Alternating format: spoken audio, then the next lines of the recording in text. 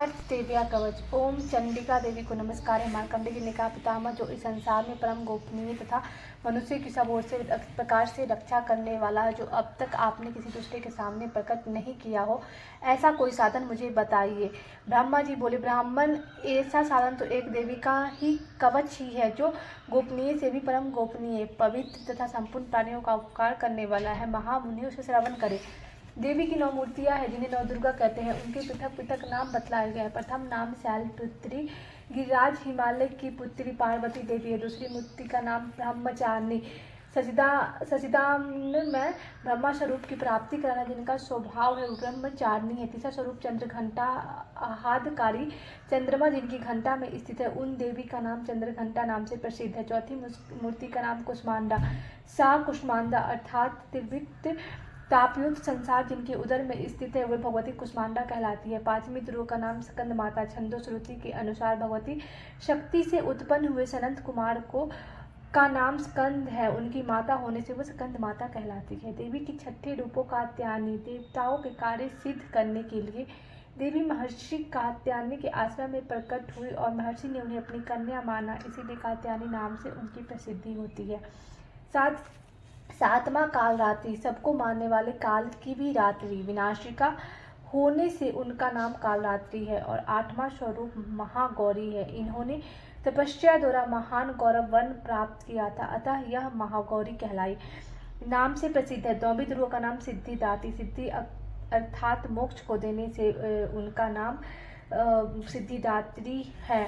ये सब नाम स्वर्ग महात्मा वेद भगवान के द्वारा ही प्रतिपादित हुए। जो मनुष्य अग्नि में जल रहा हो, डग्न भूमि में शत्रुओं से घिर गया हो, विषम संकट में फंस गया हो तथा इस प्रकार भय से आतुर होकर जो भगवती दुर्गा के शरण में प्राप्त हुए हो, उनका कभी कोई अमंगल नहीं होता। युद्ध के समय संकट में पड़ने पर भी उनके ऊपर कोई विपत्ति नहीं दिखाई देती। उन्हें शोक, दुख और भय की प्राप्ति नहीं होती। जिन्होंने भक्ति पूर्वक देवी का स्मरण किया है, उनका निश्चय ही अबुद्धि होता है। देवेश्वरी, जो तुम्हारा चिंतन करते हैं, उनकी तुम निस्संदेह रक्षा करती हो। चामुंडा देवी प्रेत पर आरूढ़ होती है, बाराही भैंसे पर सवारी करती है, इंद्रिय का वाहन ऐरावत हाथी है। वैष्णवी देवी गरुड़ पर ही आसन जमाती है और माहेश्वरी वृषभ पर आरूढ़ होती है। कुमारी का वाहन मयूर है। भगवान विष्णु की प्रियतमा लक्ष्मी देवी कमल के आसन पर ही विराजमान है और हाथों में कमल धारण किए हुए है। वृषभ पर आरूढ़ ईश्वरीय देवी ने श्वेत रूप धारण कर रखा है। ब्राह्मी देवी हंस पर बैठी हुई है और सब प्रकार के आभूषणों से विभूषित है। इस प्रकार ये सभी माताएं सब प्रकार की योग शक्तियों से संपन्न है। इनके सिवा और भी बहुत सी देवियां हैं जो अनेक प्रकार के आभूषणों की शोभा से युक्त तथा नाना प्रकार के रत्नों से सुशोभित है। ये संपूर्ण देवियां क्रोध में भरी हुई है और अपने भक्तों की रक्षा के लिए रथ पर बैठी दिखाई देती है। ये शंख, चक्र, गदा, शक्ति, हल और मूषक, खेतक और तोमक, परशु तथा पास, कुंत और त्रिशूल एवं उत्तम शास्त्र, धनुष आदि अस्त्र शस्त्र अपने हाथों में धारण करती है। दैत्यों के शरीर का नाश करना, भक्तों को अभयदान देना और देवताओं का कल्याण करना, यही उनकी शस्त्र धारण करने का उद्देश्य है। कवच आरंभ करने के पहले इस प्रकार, प्रार्थना करने के पहले इस प्रकार करनी चाहिए।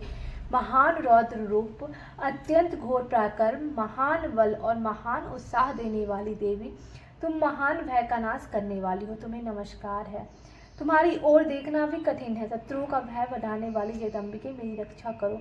पूर्व दिशा में इंद्र शक्ति, मेरी रक्षा करो। आग्नि कोण में अग्नि शक्ति, दक्षिण दिशा में बाराही और नैत्य कोण में खग्र धारणी, मेरी रक्षा करो। पश्चिम दिशा में बारूणी और वायव्य कोण में मीठ पर सवारी करने वाली देवी, मेरी रक्षा करो। उत्तर दिशा में कौमारी और ईशान कोण में शूलधानी देवी, रक्षा करो। ब्राह्मणी, तुम ऊपर की ओर से मेरी रक्षा करो और वैष्णवी देवी नीचे की ओर से मेरी रक्षा करो। इसी प्रकार सबको अपना वाहन बनाने वाली चामुंडा देवी, दसों दिशा में मेरी रक्षा करो। जया आगे से और विजया पीछे की भाग से मेरी रक्षा करो। वाम भाग में अजिता और दक्षिण भाग में अपराजिता रक्षा करो। उद्घोतनी शिखा की रक्षा करो। उमा मेरे मस्तक पर विराजमान होकर रक्षा करे। ललाट में मालाधारी रक्षा करे और यशस्विनी देवी मेरी भौवें का संरक्षण करे। भौवों के मध्य भाग में त्रिनेत्रा और नथनों की यमघंटा देवी रक्षा करे। दोनों नेत्रों के मध्य भाग में सांखनी और कानों में द्वारवासिनी रक्षा करे। कालिका देवी कपोलों की तथा भगवती सांकरी कानों के मूल भाग की रक्षा करे। नासिका में सुगंधा और ऊपर की ओठ में चर्चिका देवी रक्षा करे। नीचे की ओट में अमृत कला और जीवा की में सरस्वती देवी रक्षा करे। कुमारी दांतों की रक्षा करे और चंडिका कंठ प्रदेश की रक्षा करे। चित्रघंटा गले की घाटी की और महामाया तालुक में रहकर रक्षा करे। कामाक्षी ठोडी की रक्षा करे। सर्वमंगला मेरी बानी की रक्षा करे।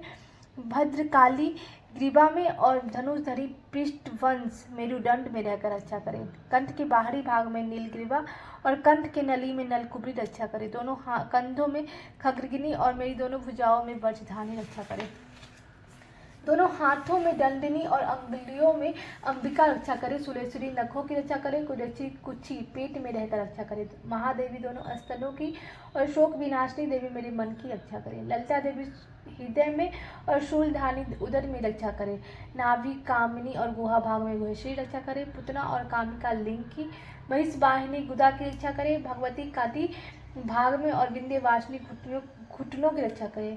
संपूर्ण कामनाओं को देने वाली महाबला देवी पिंडलियों की रक्षा करे। नारसिंगी दोनों घुटियों की और तेजस्वी देवी दोनों चरणों के पृष्ठ भाग की रक्षा करे। श्री देवी पैरों की अंगुलियों में और तलवासिनी देवी पैरों के तलुओं में रहकर रक्षा करे। अपने डालों के कारण भयंकर दिखाई देने वाली दृष्टि कराला देवी नखों की और कोशनी देवी केशों की रक्षा करे। रोमावलियों में के छिद्रों में कुमारी और त्वचा में बागेश्वरी देवी रक्षा करे। पार्वती देवी रक्त मजा वसा मांस हड्डी और मेद की रक्षा करे। आंतों की कालात्री और पित्त की मुक्तेश्वरी रक्षा करे। मूलाधार आदि कमल केशों में पद्मावती देवी और कफ में चूड़ामणि देवी स्थित होकर रक्षा करे। नख के तेज की ज्वालामुखी रक्षा करे। जिसका किसी भी अस्त्र से भेदन नहीं हो सकता वह अभेदा देवी शरीर के समस्त संधियों में रहकर रक्षा करे। ब्राह्मणी आप मेरे प्रिय की रक्षा करे। छतेश्वरी छाया की रक्षा करे तथा धर्मधारिणी देवी मेरे अहंकार मन और बुद्धि की रक्षा करे। हाथ में वज्र धारण करने वाली ब्रज हस्ता देवी मेरे प्राण अपान बयान उदान और समान वायु की रक्षा करे। कल्याण से शोभित होने वाली भगवती कल्याण शोभना मेरे प्राण की रक्षा करे। रस रूप गंध शब्द और स्पर्श इन विषयों का अनुभव करते समय योगिनी देवी रक्षा करे तथा सत्वगुण रजोगुण और तमोगुण की रक्षा सदा नारायणी देवी करो। वाराही आयु की रक्षा करे। वैष्णवी धर्म की रक्षा करे तथा चक्रिणी चक्र धारण करने वाली देवी यश कीर्ति लक्ष्मी न तथा विद्या की रक्षा करे। इंद्राणी आप मेरे गोत्र की रक्षा करे। चंडिके तुम मेरे पशुओं की रक्षा करो। महालक्ष्मी पुत्रों की रक्षा करो और भैरवी पत्नी की रक्षा करे। मेरे पथ की सुपथा और माँ की क्षेमकारी रक्षा करे। राजा के दरबार में महालक्ष्मी तथा सब ओर से व्यापत रहने वाली विजया देवी संपूर्ण भयों से मेरी रक्षा करो। देवी जो स्थान कवच में नहीं कहा गया है अतएव रक्षा से रहित है वह सब तुम्हारे द्वारा सुरक्षित हो क्योंकि तुम विजयशालिनी और पापनाशिनी हो। यदि अपने शरीर का भला चाहे तो मनुष्य बिना कवच के कहीं एक पग भी न जाए। कवच का पाठ करके ही यात्रा करे। कवच के द्वारा सब ओर से सुरक्षित मनुष्य जहाँ जहाँ भी जाता है वहाँ वहाँ उसे धन लाभ होता है और संपूर्ण कामनाओं की सिद्धि करने वाले विजय की प्राप्ति होती है। वह जिस अविष्ट वस्तु का चिंतन करता है उसको निश्चित ही प्राप्त कर लेता है। वह पुरुष इस पृथ्वी पर तुलना रहित महान ऐश्वर्य का भागी होता है। कवच से सुरक्षित मनुष्य निर्भय हो जाता है। युद्ध में उसकी पराजय नहीं होती तथा वह तीनों लोकों में पूजनीय होता है। देवी का यह कवच देवताओं के लिए भी दुर्लभ है। जो प्रतिदिन नियम पूर्वक तीनों संध्याओं के समय श्रद्धा के साथ इसका पाठ करता है उसे देवी कला प्राप्त होती है तथा वह तीनों लोकों में कहीं भी पराजित नहीं होता है। इतना ही नहीं वह अपमृत्यु से अकाल मृत्यु अथवा अग्नि जल बिजली एवं सर्प आदि से होने वाले मृत्यु को अपमृत्यु कहते रहित हो 100 से भी अधिक वर्षों तक जीवित रहता है।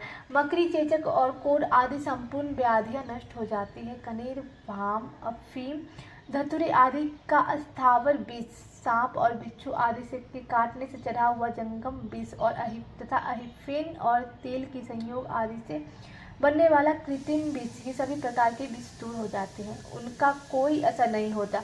इस पृथ्वी पर मारन मोहन आदि जितने अविचारिक प्रयोग होते हैं तथा इस प्रकार के जितने मंत्र यंत्र होते हैं वे इस कवच को हृदय में धारण कर लेने पर उस मनुष्य को देखते ही नष्ट हो जाते हैं। यही नहीं पृथ्वी पर विचरने वाले ग्राम देवता आकाशचारी देव विशेष जल के संबंध से प्रकट होने वाले गण उपदेश मात्र से सिद्ध होने वाले निम्न कोटि के देवता, अपने जन्म के साथ प्रकट होने वाले देवता, कुल देवता, माला, कंठमाला आदि, डाकिनी, शाकिनी, अंतरिक्ष में विचरने वाली अत्यंत बलवती भयानक डाकनियाँ, ग्रह, भूत, पिशाच, यक्ष, गंधर्व, राक्षस, ब्रह्म राक्षस, बेताल, कुष्मांड और भैरव आदि अनिष्टकारक देवता भी हृदय में कवच धारण किए रहने पर उस मनुष्य को देखते ही भाग जाते हैं। कवच धारी पुरुष को राजा से सम्मान वृद्धि प्राप्त होती है। वह कवच मनुष्य की तेज को वृद्धि करने वाला और उत्तम है।